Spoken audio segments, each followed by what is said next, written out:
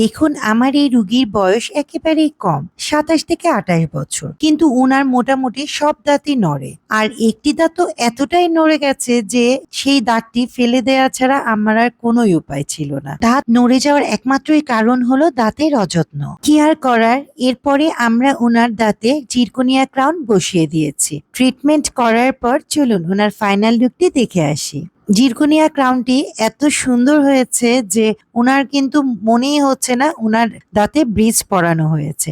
দাঁতের অ্যানাটমি এবং শেপ একেবারে ন্যাচারাল টিথের মতোই হয়েছে। এবং দেখুন, উনার উপরের মাড়ির ২ দাঁতের ফাঁকে যে পরিমাণ ফাঁকা ছিল তাও আমরা খুব সুন্দরভাবে ভরাট করে দিয়েছি।